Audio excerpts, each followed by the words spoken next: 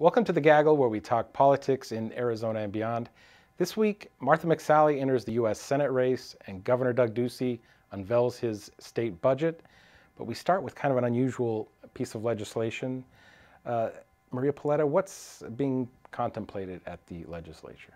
So Senator Bowie has introduced a bill that would ban conversion therapy for minors. So anybody under 18, that includes even if their parent or legal guardian would want them to undergo conversion therapy. For people who aren't familiar with the practice, it basically attempts to change somebody's sexual orientation or gender identity. And by banning it, who would be prohibited from doing that? So this particular ban focuses on mental health professionals and medical professionals. Disciplinary action decisions would be left up to the regular regulatory health boards. So Mr. Bowie is a Democrat, meaning he's in the minority in the legislature, meaning he's also unlikely to get a hearing on this. So why has he unveiled this legislation? Yes, and when I talked to him today, he did acknowledge that it would likely be an uphill battle, but he said that he wanted to at least introduce the legislation to get people talking about it, start a conversation about it, make sure that people were aware that it was still going on, still fairly prevalent. And look, we're talking about it. I guess. Yes, exactly. So Dan, Martha McSally finally, it was kind of like the biggest unsecret or non-secret of the last couple of months. She's finally in the Senate race. You were there. What did she have to say?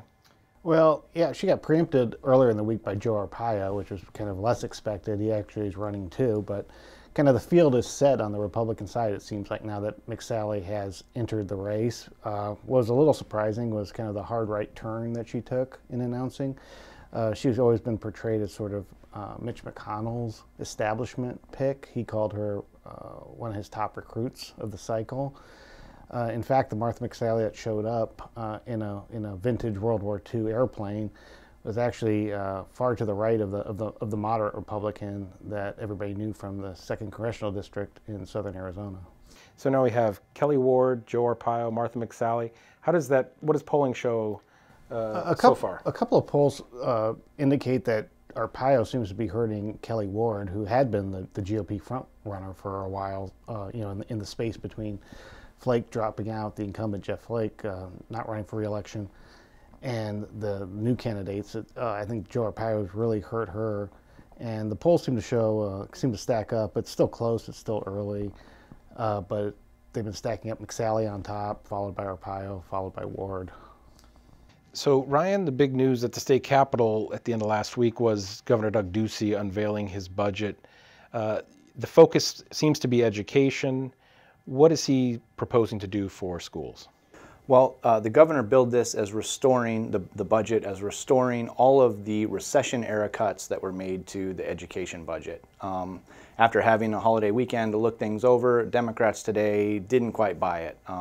They're saying that some of this increase that is proposed for fiscal 2019 is really just keeping up with growth in the state schools.